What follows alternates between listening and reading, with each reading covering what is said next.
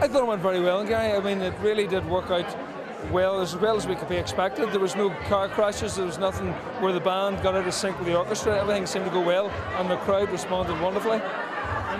It seemed to be flawless from where I was standing. Everybody seemed to like it. Barcelona was incredible. Barcelona was very good. I mean, she's Aoife was a great singer. You know, great. It was wonderful. And considering all very little rehearsal, you know, I would have wanted a bit more rehearsal, but everybody else seemed happy with it. But it went very well. You were involved right from the start. Pretty much from the start. I mean, we were sitting one off. It was about 2.5 years ago.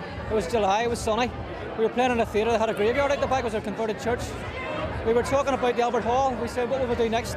And Stevie, our keyboard player, he mentioned, what about doing something with the orchestra? So the idea caught fire. We liked the idea.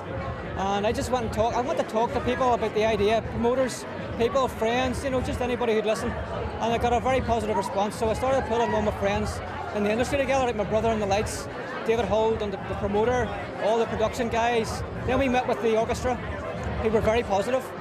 We met with Nicky Dunn from the Odyssey, who was very positive. So we just pressed the go button, and here we are, 2.5 years later, it's done. I mean, the sound was fantastic.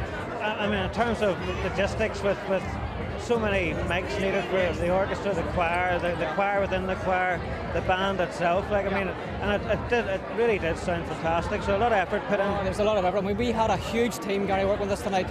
I mean, I think I counted it. We were doing the credits. It was about 125 people. Apart from those who were on stage, I think we had 110 on stage. You know, so it's a big production. We had the best of everybody, and I think it showed tonight. I've never been to a concert quite like it, with the full choir and the orchestra. I've seen Queen tribute bands before, but not like this. This was phenomenal, as you can hear. The quality of the show was just way beyond my wildest dreams. It was just had so much energy, but also had the finesse where it was required as well. So I'm absolutely over the moon. How did you actually get involved in the first place with such a big project? Well, I go a long way back with the drummer out of Flash Harry, Stephen Shanks. We went to school together. That is a long way back. And he talked 2 years ago about the possibility of doing such a project. He knew I now, you know, work with orchestras and stuff. That's what I do.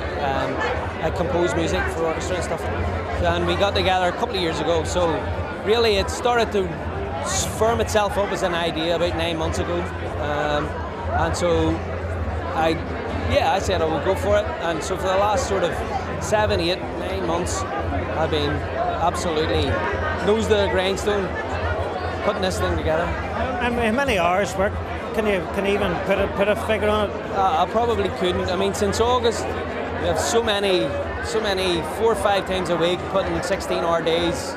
And I mean, all together, when you take all the orchestral parts, all the choral arrangements, some of the band stuff, you're talking probably well over 100,000 individual dots on paper.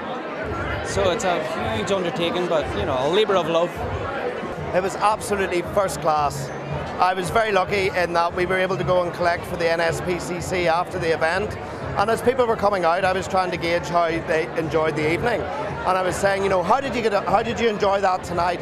And people were saying, absolutely first rate, fantastic. The feedback was superb, and we had a ball.